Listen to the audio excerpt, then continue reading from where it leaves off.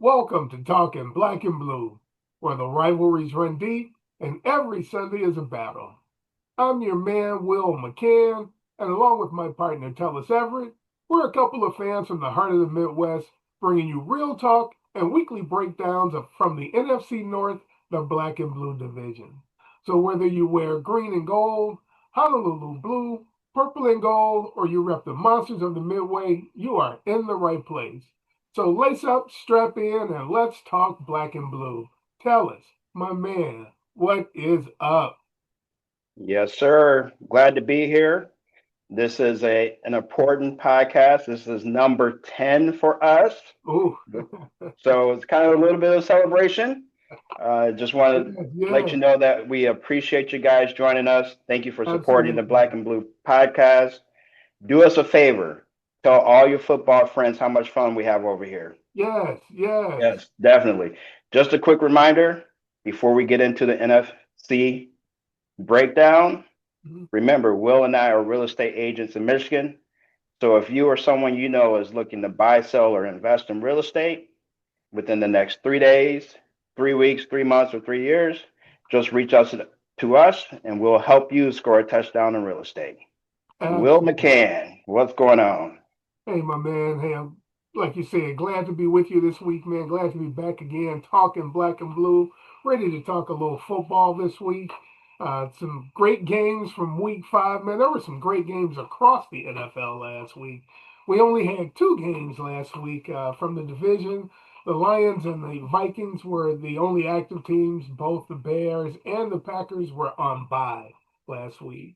So we only had 2 games last week, man. So tell me, what were your biggest takeaways from the games this past week? Yeah, so my biggest takeaways, and this is becoming kind of a recurring theme, is that the Lions offense performed well.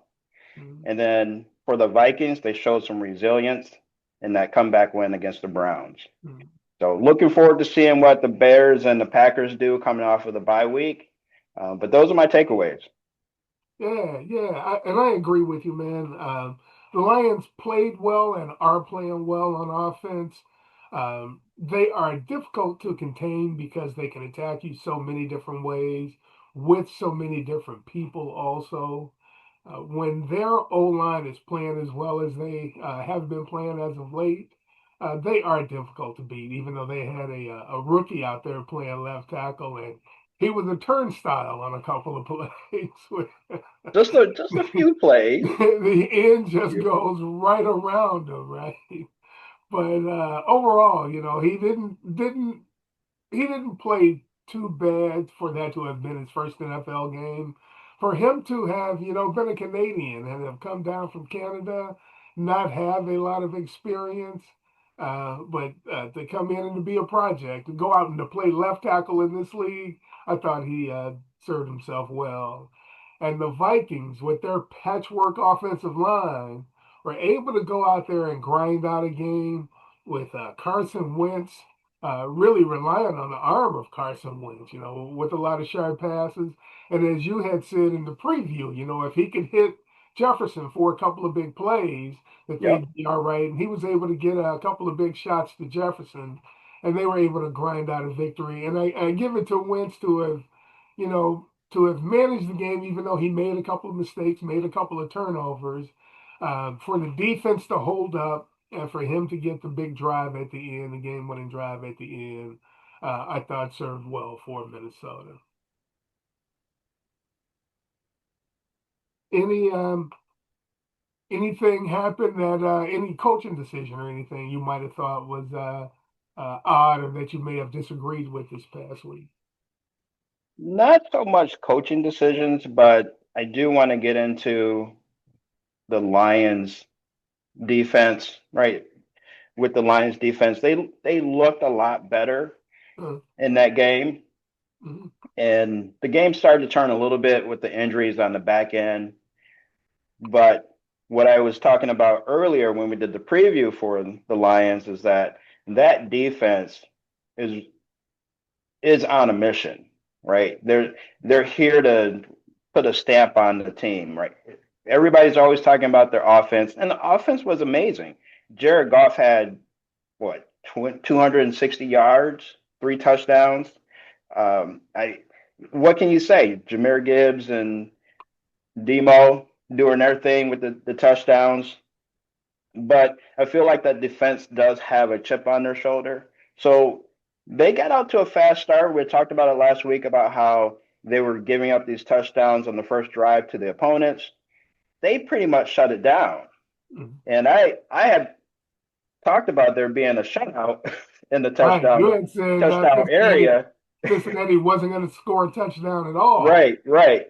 And they were on that. And it was looking good until the fourth quarter, It was right? looking good until the fourth quarter, and they started to have some of those injuries. That's when So hopefully, yeah, this Sunday night coming up, those most of those players will come back. But Alex Anzalone yeah, was on fire. Jack Campbell had 11 tackles. yeah. So I mean, what is Dan Campbell supposed to do? Like what coaching decisions am I going to critique when the players are executing the plan, right? Yeah. What do we have to say?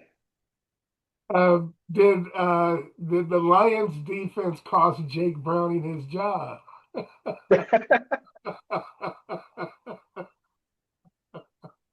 Uh, that is something Did Kelvin that Shepherd cost that man his job? that is something that I was gonna get into with the We'll get into Vikings that later. We'll get into because that I later have a particular thought. because they play Green Bay this week, so They that play Green Bay that this game week. affects Green Bay this Yes, week. yes, exactly. But so on that tip, I think Dan Campbell and the coordinators are doing a fantastic job. Mhm, If you look at everybody, all the analyst ratings, mhm. Detroit's the team to beat. Yeah, So yeah, I agree. They are playing well right now. They're playing up to expectation.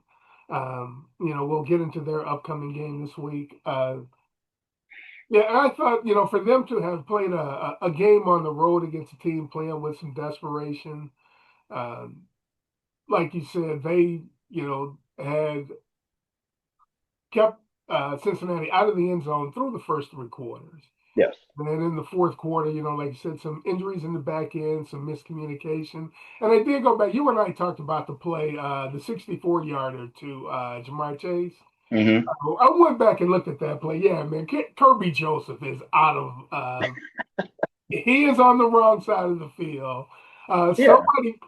He somehow looked at jerseys and didn't see number one on the other side.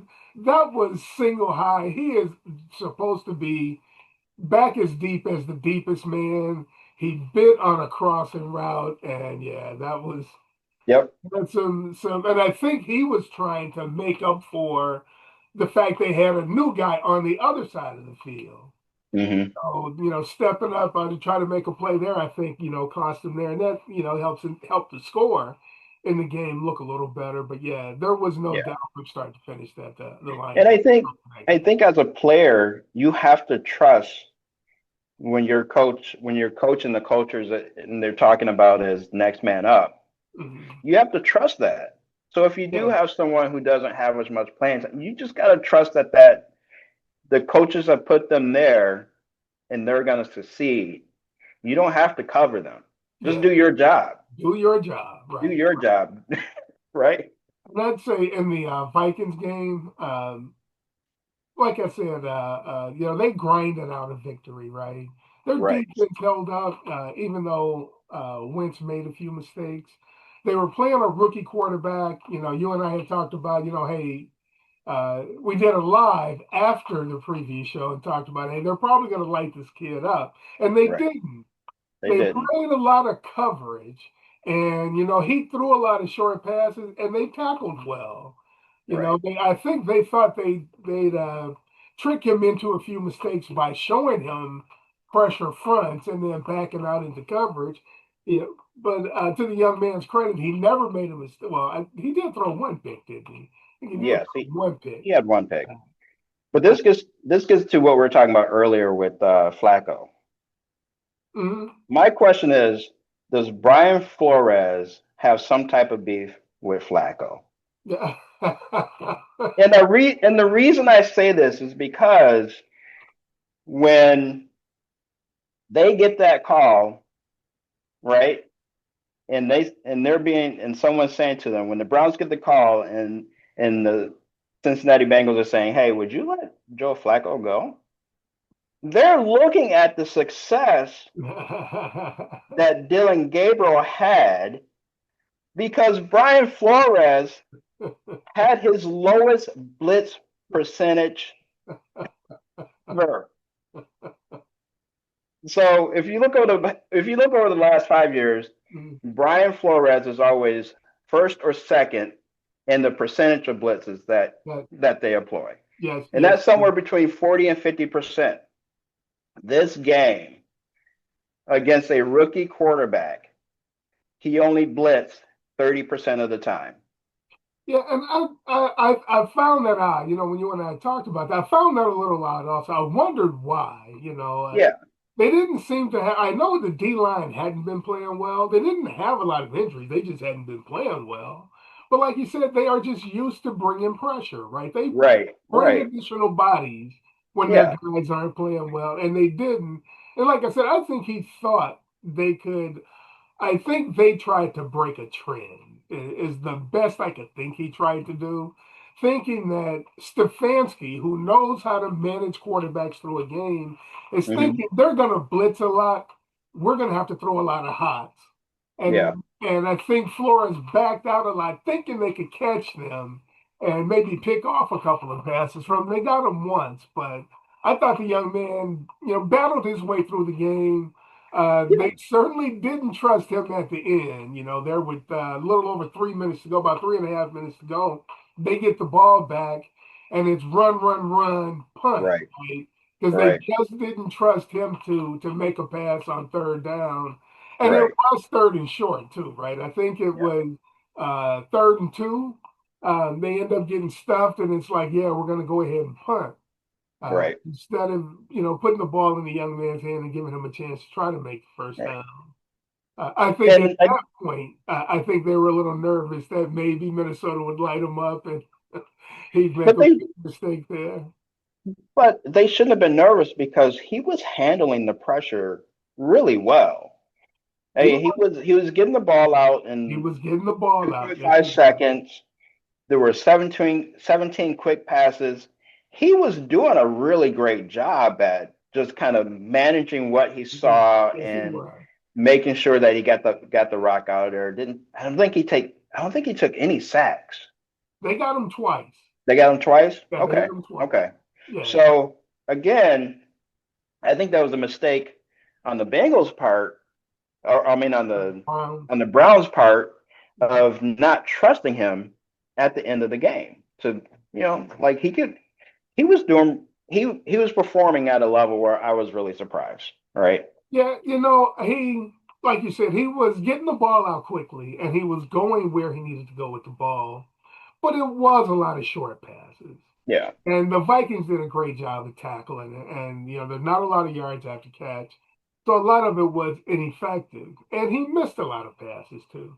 And Yeah. he did rightly, he threw the ball away instead of taking sacks, also. Right. And Right. I thought that Right. was smart on his part. So, Yeah. yeah, I I thought think they on played well. They battled. Um, they kind of put the game in the hands of Jim Schwartz's defense at the end. mhm, And Carson Wentz was able to get the team in the end zone and win the game. right.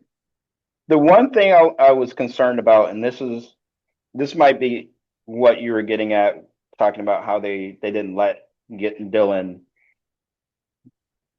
execute at the end of the game. Mhm. Well, their running game was was performing really They were. well They against the were. Vikings. Junkins, I think he had 110 yards Yeah. on 23 carries. Was that like 4.5 yards a carry? Yeah. So Yeah. you think you should be able to pick up two yards toward the end of the Yeah. game, right? So I think to your point, there's something about them, the Vikings not blitzing as much Hmm. and kind of standing up and kind of filling in to protect against the pass, but I Right. think they lost something with that with In the the run defense game. on the Yeah. rushing end. Yeah. That's why in that last drive, though, if you look, they had 9 people at the line of scrimmage. They, Right. they were not going to allow you to get that first down in that situation. Yep. Yep. All right, so turning the page on week 5, moving to week 6. Let's talk about the teams and where we feel like they stand this week. Let's start with the two teams coming off byes this week. And let's start with the Green Bay Packers. How do you feel about the Green Bay Packers as they head into week 6? Well, heading to week 6 for the Packers, coming off a bye week, they've history has shown that when they have time to prepare coming from the bye week, they do really well, right? So I think they're going to have a pretty good week going in. They are playing the Green Bay Packer killer and Joe Flacco.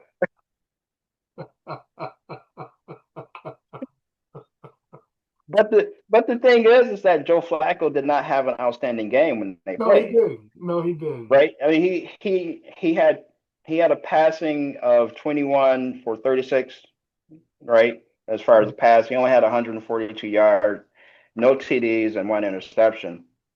Passing attempts were 3.9 yards.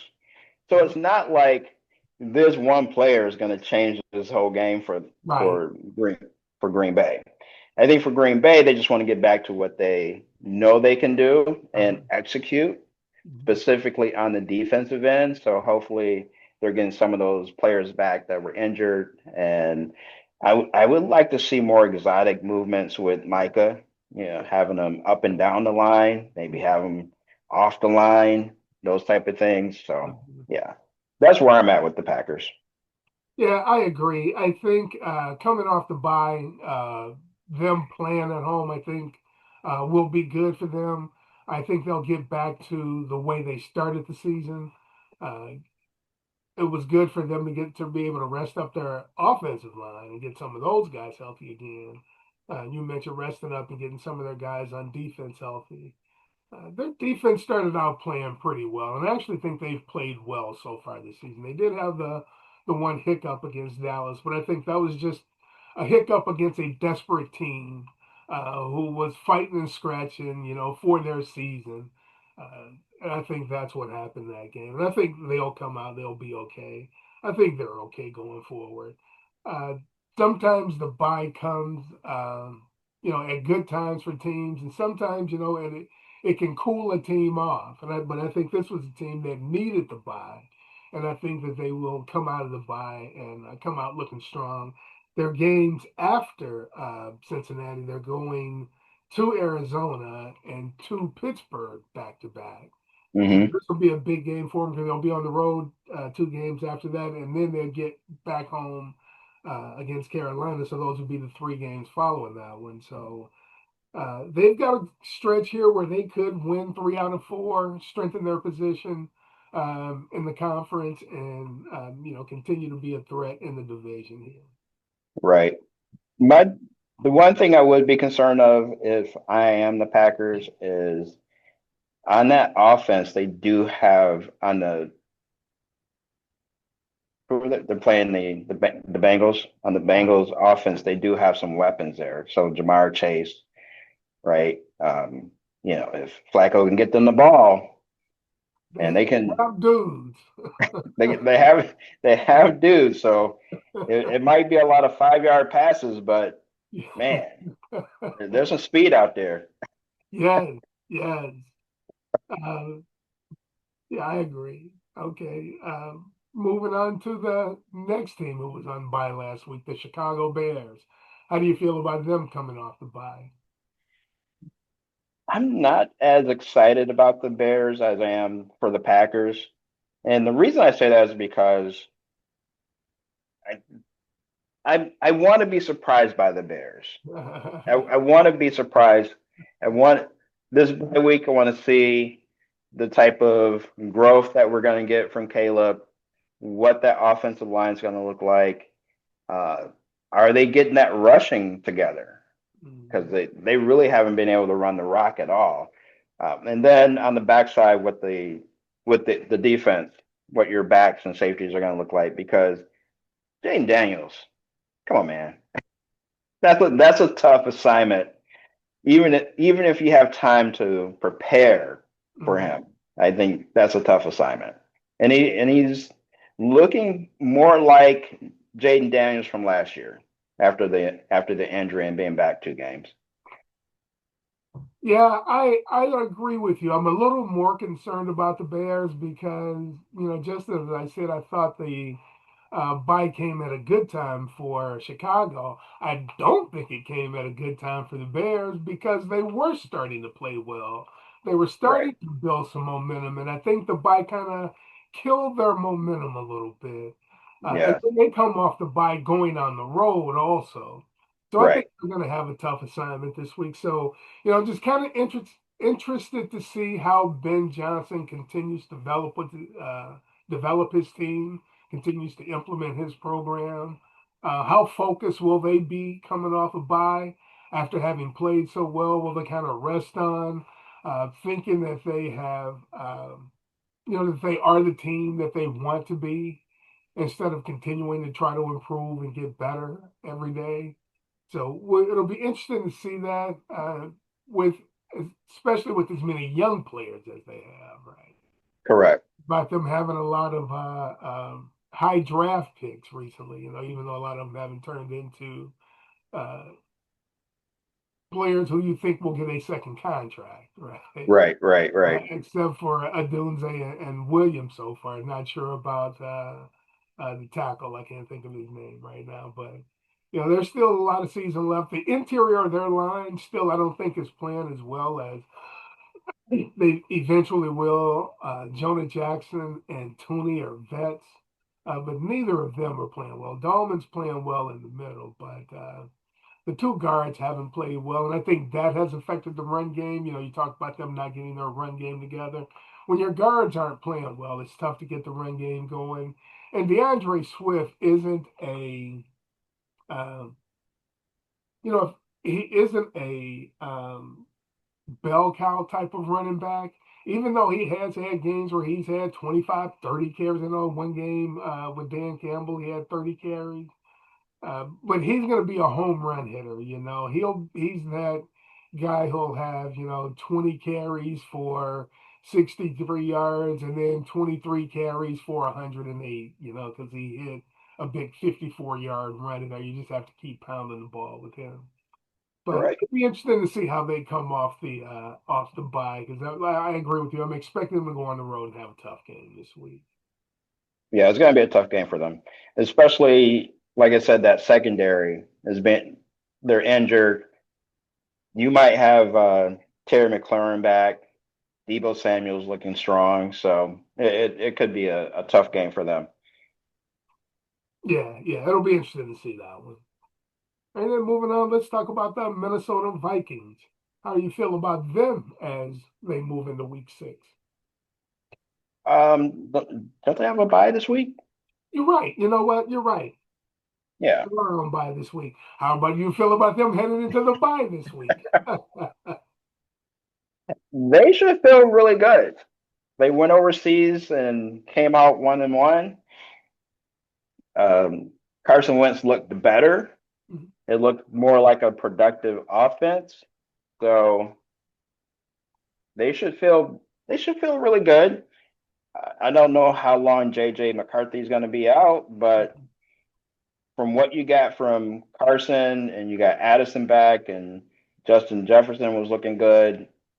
They did a really good job. My only concern is that defense. The defense seemed to like again, they didn't get a lot of pressure on Gabriel. Judkins was running all over the field.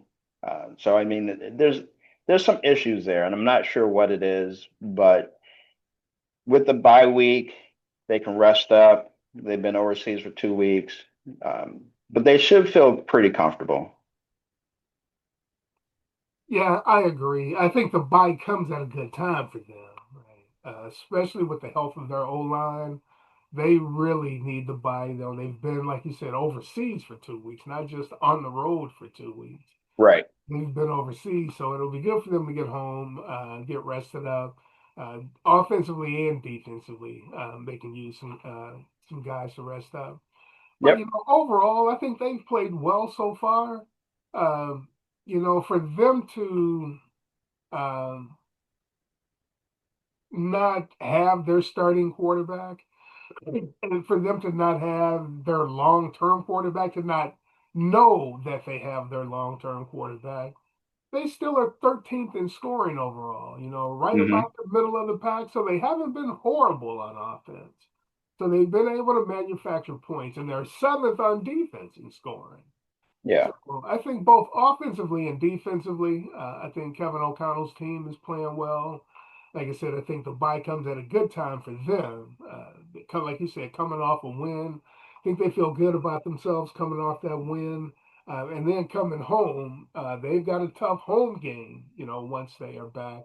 They've Yeah. got Philly coming to town. Yeah. They would It's definitely not. have a tough home game. So they definitely could use the bye and will have the ability to rest up for that game. Yeah, So yeah, to your point, they're not playing horrible on both sides of the ball. mhm, You mentioned that they're in the middle of the pack, right there with scoring, those type of things, right? right. The issue is the consistency and taking care of the penalties. Yeah, So, yeah, you're right about the penalties, and I think the penalties are a large part of, or a result of all the shuffling they've been doing on their O line, and mhm, I'm not able to consistently have the O line playing together.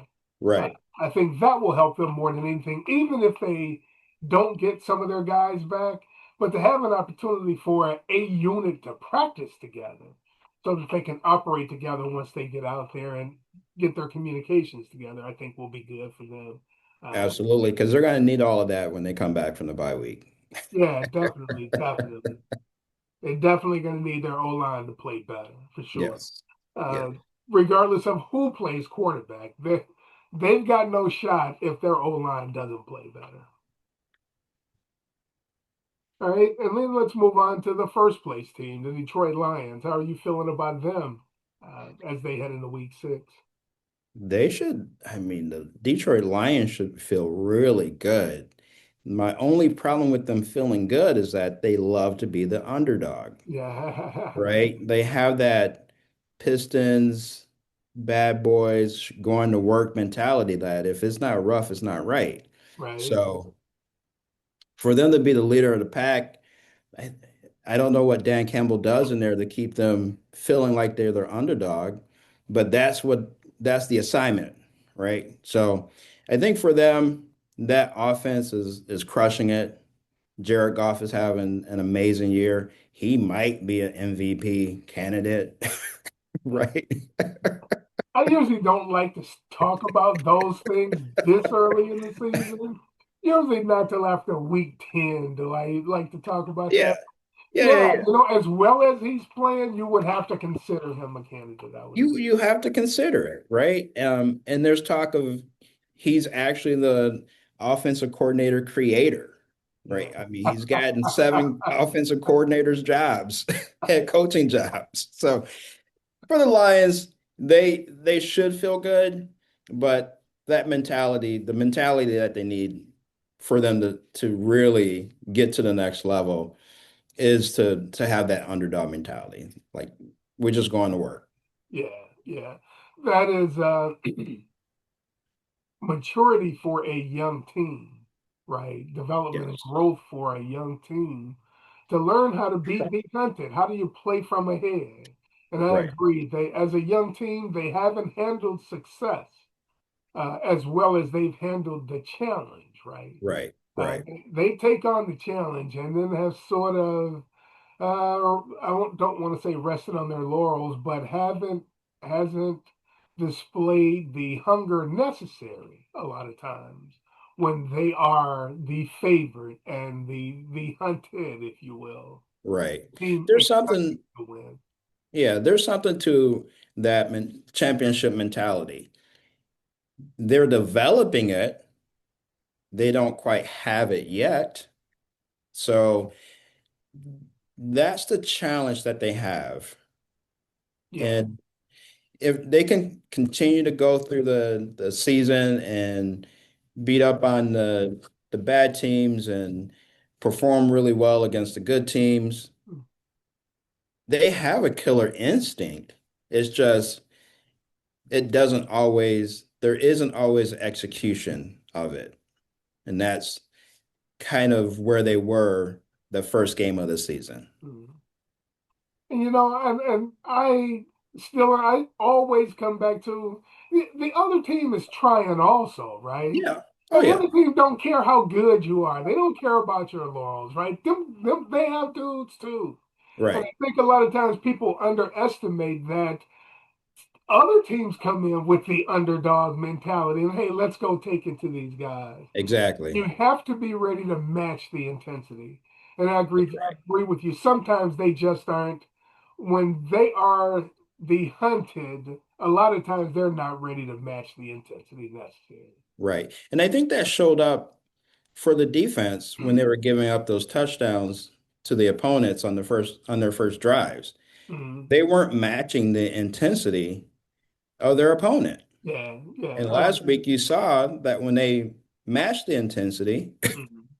they could handle it. So yeah, Yeah, I feel like they're in a good place. They just got to keep the right mental perspective and always grind it out, yeah. no matter what the score is. I am a bit concerned about the injuries to the secondary because they Yes, now have two starting corners that are down. Um, I think Arnold is going to be out what 3 to 4 weeks. I thought I heard the other day, um, and Reed will be out. I think a couple more weeks. So I think. Yeah, they're gonna have backups in the next few weeks playing in the secondary. So be interesting to see how they hold up in the back end.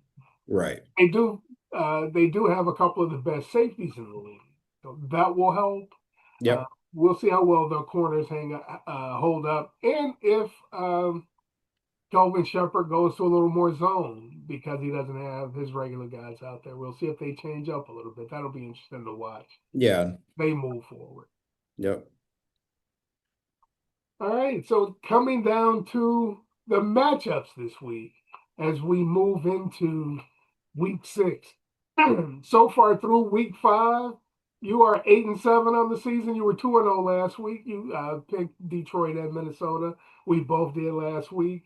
So you're 8-7 on the season. I am 11-4 with a 3-game lead Nice. and a Nice. chance to try to for you to try to cut into that lead this week.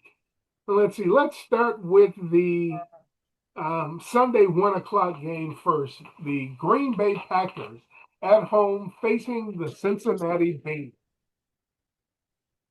I have, first off, when you look at these numbers, this is ridiculous. So Green Bay is a 14 and a half favorite.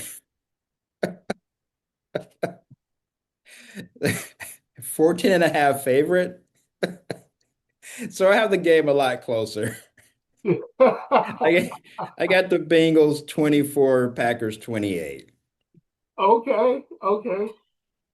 I think I, the Bengals struggle is at quarterback since Burrow has gone down. Hmm. But like we talked about, they have Chase and Higgins out there.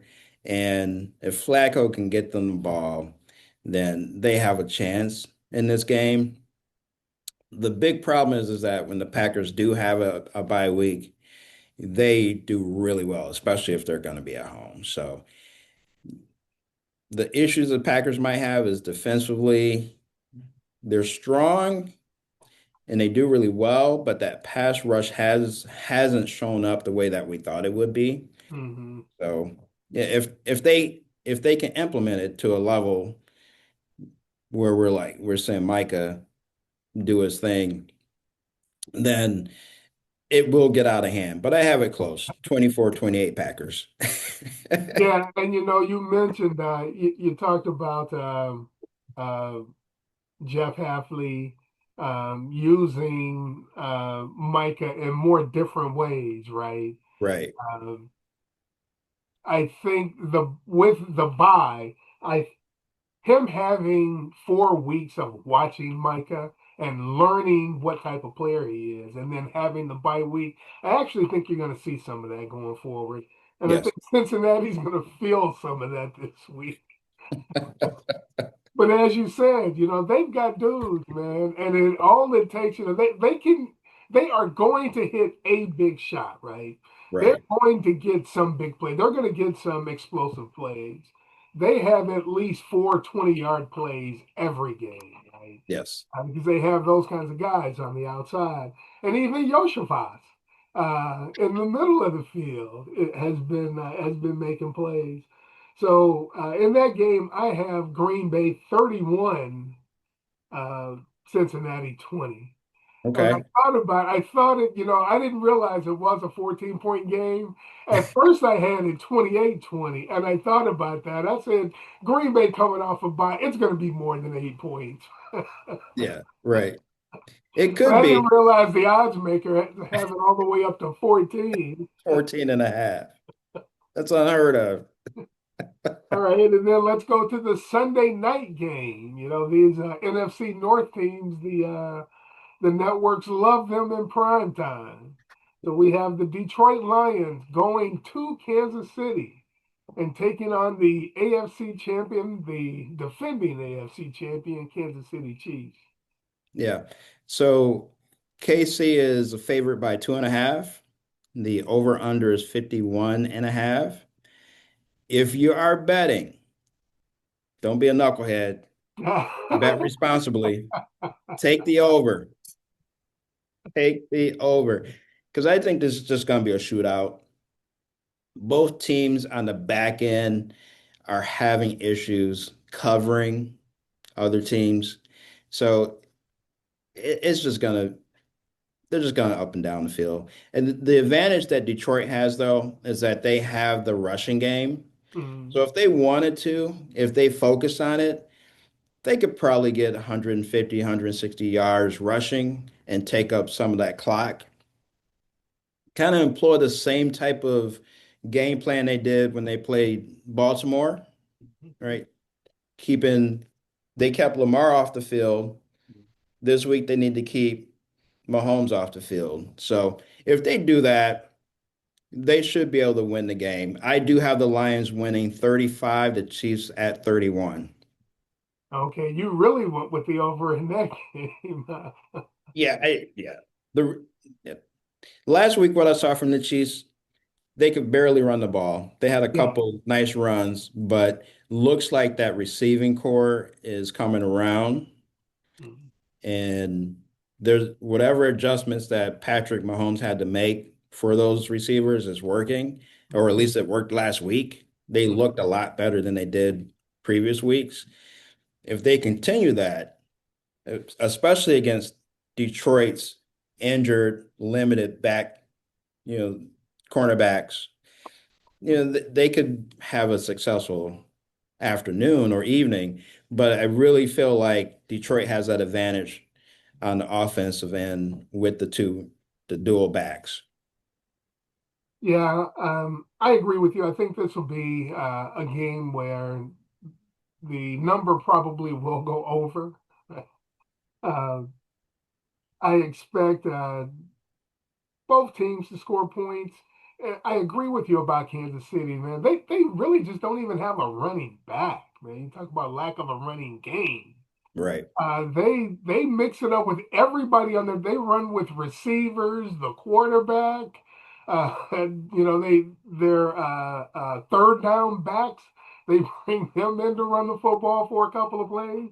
Andy Reid finds a way to run the ball 25 times, and you look at their stats after the game. Nobody has more than 8 carries. Yeah. And I think there was a They just game or bring a two bunch where, of dudes. yeah, I think there was a game or two where Mahomes was the leading rusher I think he is the leading rusher on the season for on the them. season. So yeah. So yeah, their run game, Andy Reid understands the need to run the ball, but yeah, their run game is really patchwork right now, and that'll be tough. The one thing I concerns me, and it always concerns me, with the Lions is their ability to play running quarterbacks, right? This guy is a little bit different than Lamar. He's not as big a threat to run. He's more of a threat passing the football, but his ability to extend plays and find guys, right, Right. makes him difficult because once he gets out of the pocket, you have to play him to run, and when you play him to run, it just opens up lanes behind him, and he is always looking to pass first. So Yeah. he is really deadly once he breaks up. Once the play breaks down, you let him get outside of contain, he can really hurt you. Right. And his speed is deceptive. Like you don't Yeah. think when you see him run, you're not like, oh, okay, he got some. You're thinking, oh man, I should be able to take this angle and get to him. Nope. They always joke about him having the dad bod, right? That he's Right, like right. this super cut up athlete. He's got the dad bod, and then he runs toward the sideline like he can't wait to get out of bounds, and then he turns upfield and gets an extra six, Yeah. 7 yards on you. He's got some girth to him. Like he will run you He's thick. over He if is he thick, decides right? to. Yeah, he is thick. He's tough to bring down. Like I think there was one play last week where he looked like he was down, but he got his left hand down, was able to brace himself and get back up. And I think he scrambled for about 10, 15 yards after Yeah, that. So he is a guy. He is hard to tackle. so he, like you said, he's not a traditional running quarterback, Mhm. but once you get him outside the pocket, it becomes really challenging because he's very creative and Yeah, he has creative arm angles too. So, and then on the back end, he's probably got one of the smartest tight ends that's ever played the game yes, that understands space and relationships. So yes, those things are things that you have to worry about, but defensively, you just have to play in your play in your zone, be responsible for what you're responsible for, and don't try to be a superhero, right? Yeah. yeah. Detroit did win the last time these two teams played a Thursday night game to open the season a couple of years ago. I think that was the 2024 season, 2023 season that they opened up. Uh, so yeah, this will be a fun game, and I think it'll be a close game. I have it a close game also, and I think I have the same score in this game that I had Okay. in the Baltimore game, which was Kansas City 31, Detroit 28. Either team, either kicker in this game could win the game with a long field goal. I think it will be won with a 50 plus yard field goal. Last Okay. team with the ball wins, and I think the Chiefs will be the last team with the ball. Okay. And then moving on, lastly, to the Monday night game. The Chicago Bears are visiting the nation's capital and taking on the Washington Commanders. And personally, man, I wish they had stayed with the football team.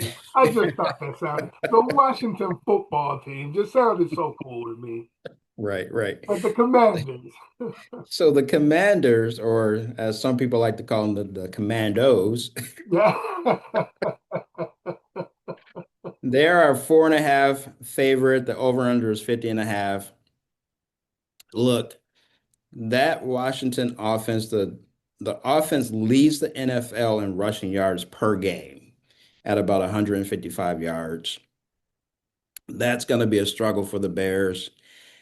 I I know Caleb is coming along and he's got that kind of synergy with Anza Duce and they're doing a really great job. However,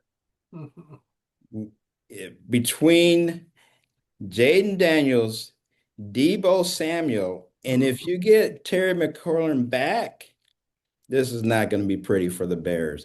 I have the Commanders 34, the Bears 17. Oh, lost my pen here. Let me grab another one real quick. Give me the score again. Commanders 34, Bears 17. Would grab one that doesn't work. 34-17. Yes, sir. All right. You don't have it looking good for the Bears at all. I agree with you, man, about Washington and their Russian attack. Um, they are hard to stop running the football. When your quarterback actually is an effective runner, that guy is hard to stop, man. Because just numbers wise, when the running back becomes a blocker, you've got 10 on 10.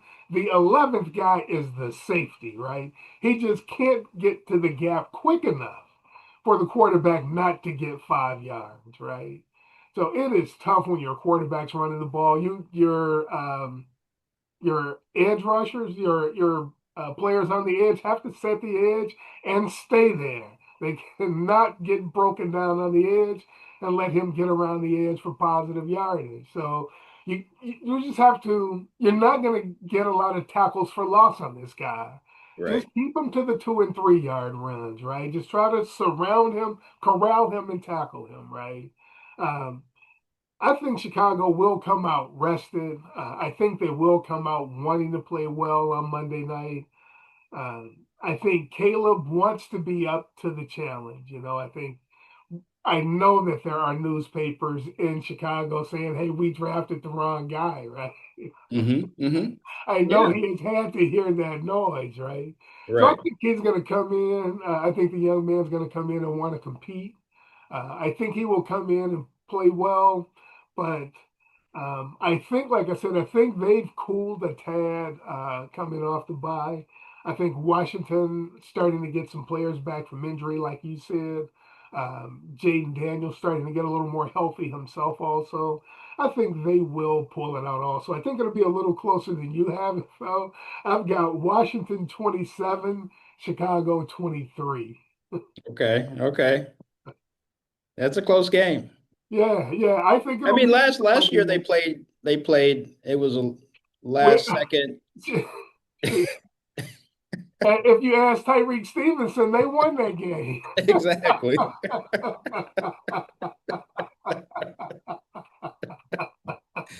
Oh man. So Exactly. yeah, and Exactly. I didn't even want to do that to the Bears fans.